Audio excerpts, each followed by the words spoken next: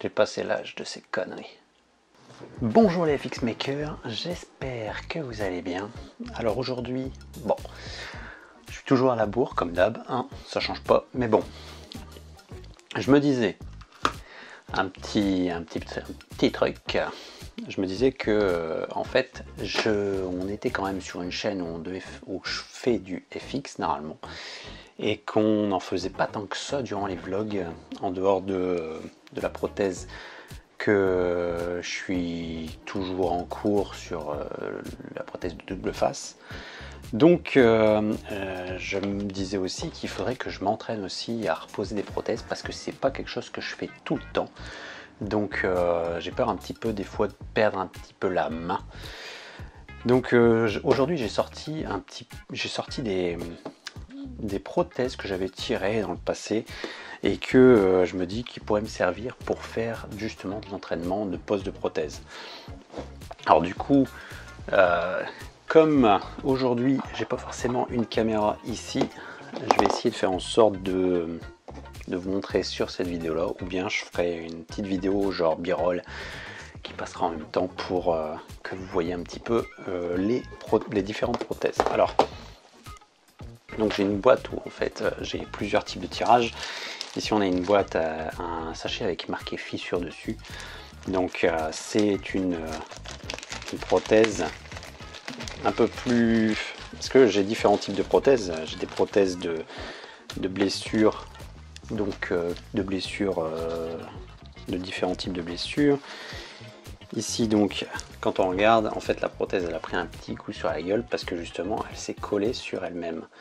Donc c'est des prothèses du coup dans cette boîte qui peuvent être utilisées, mais essentiellement pour faire du training, on va dire, hein, parce que du coup on ne peut pas la poser directement, il faut obligatoirement qu'on fasse un petit peu d'estompe, enfin de dissolution de bord, etc., qu'on essaye d'arranger ça pour que quand on la colle ça fasse vraiment pas mal. Donc déjà cette prothèse là, alors une prothèse que je ne mettrai pas puisque c'est une prothèse de vie, enfin c'est une prothèse ici. Alors ces prothèses vous pouvez les voir d'ailleurs sur mon Instagram, je les ai tous déjà posées, enfin environ. Alors ici c'est une prothèse d'œil dégoulinant entre guillemets, donc ça on peut le voir aussi sur mon Instagram. Mais à mon avis c'est pas ça que j'utiliserai pour m'entraîner, parce que c'est quand même pas mal de boulot pour poser une prothèse sur le visage. On me dirait double face, c'est une double prothèse de visage. Donc dans mon truc, enfin dans ma boîte, j'ai aussi des éléments en latex. Alors ces éléments en latex, ça pourrait permettre de faire plutôt tourner vers des zombies. Parce que le latex quand même, c'est quand même pas forcément ce qui est idéal. Les bords peuvent pas être forcément super bien fondus. Donc enfin, surtout quand en plus c'est des vieilles prothèses comme ça devient un peu compliqué. Mais bon, et du coup j'ai pas mal de types de prothèses où en fait avec des ouvertures, en latex, des ouvertures, entre guillemets des bosses, des pustules ou je sais pas quoi, enfin bref. J'avais fait des formes un petit peu dans tous les sens pour pouvoir faire travailler aussi sur ce genre de truc, c'est-à-dire que là j'avais une sorte de base de joue, mais je suis jamais posé, donc je sais pas ce que ça pourrait donner. Donc voilà. Alors après au niveau des prothèses que j'ai aussi des prothèses. Alors est-ce que je suis bien cadré? Tiens, je me pose quand même la question. Bon, au niveau des autres prothèses, alors je vais avoir ici, on a des prothèses par exemple de veine. Donc c'est des prothèses que j'avais utilisées dans la vidéo avoir de la veine. Et puis après, alors ici j'ai quoi? J'ai aussi des petites blessures. Alors, hop, je vais regarder parce qu'il me semble que j'ai encore... Alors, donc prothèse de veine. Hop, On va regarder. Ah si, j'ai une prothèse de fissure beaucoup moins défoncée entre guillemets. Donc une prothèse en fait c'était comme si on avait des craquelures et une fissure au niveau de la peau. Donc ça, à voir au niveau des photos, il y a de très belles photos au niveau de mon Instagram où on peut voir cet effet là. Alors au niveau des autres trucs, alors ici j'ai aussi une prothèse qui est pas mal, d'une blessure où on commence à voir les boules de chair de la peau, etc. C'est vraiment pas mal. Alors comme je pense que... Hop, tac. Je vais remontrer un petit peu l'autre, donc de fissures. Donc ça donne environ ça. Donc sauf que là elle est peut-être un petit peu jaune, hein, sur la peau ça risque de faire un petit peu... En même temps comme c'est de la craquelure et que c'est la peau qui est asséchée, on peut toujours avoir une sorte de parti pris sur la façon dont on change les couleurs de la peau. Ici une petite prothèse que je n'ai jamais posée mais que j'avais colorée.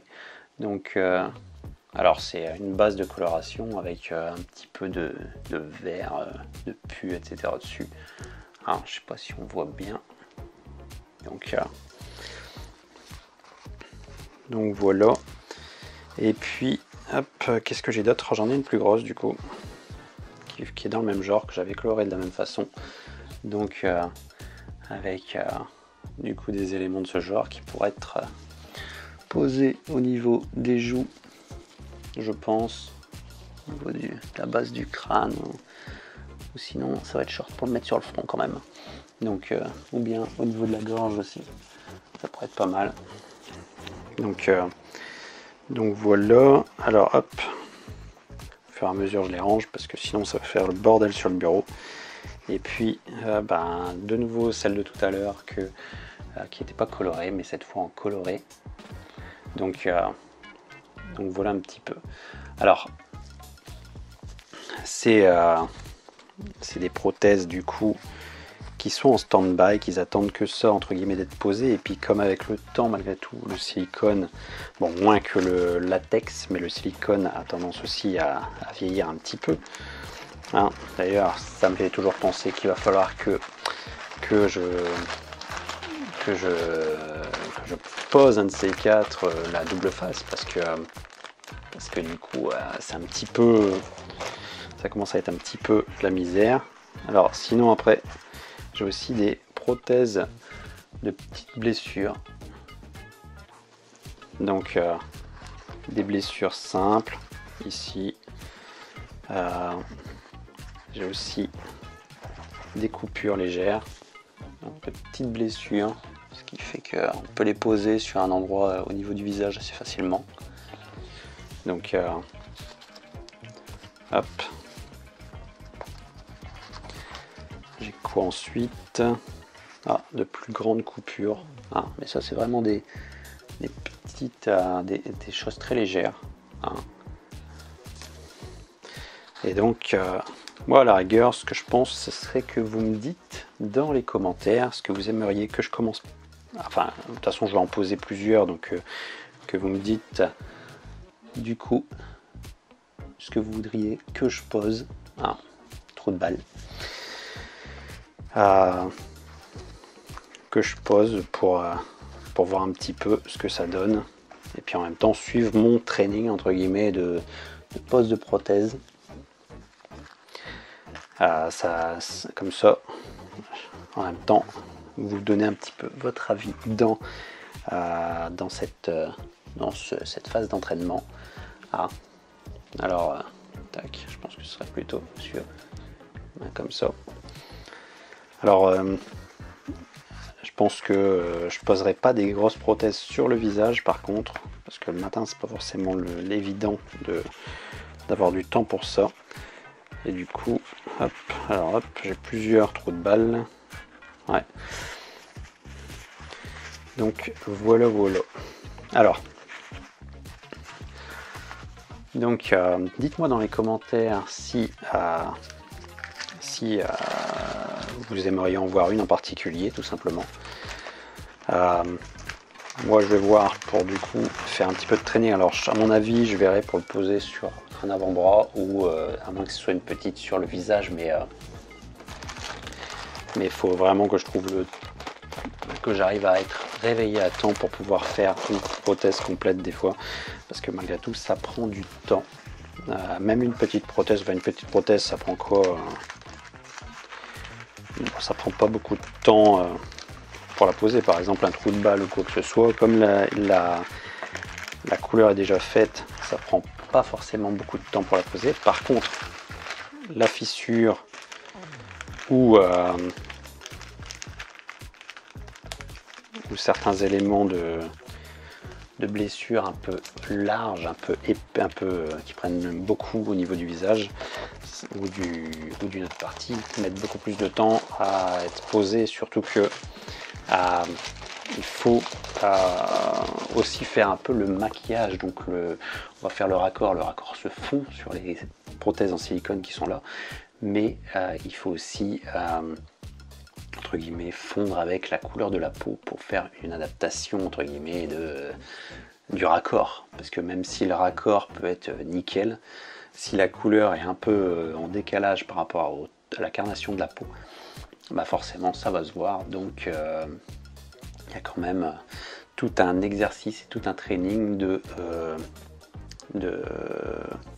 fondu entre guillemets. Donc voilà pour les prothèses. Dites-moi dans les commentaires ce que vous aimeriez voir, de façon à ce que moi je prépare ça pour un prochain vlog. Donc voilà pour aujourd'hui. Tenez-moi au courant dans les commentaires. Et sur ce, à la prochaine les FX Makers.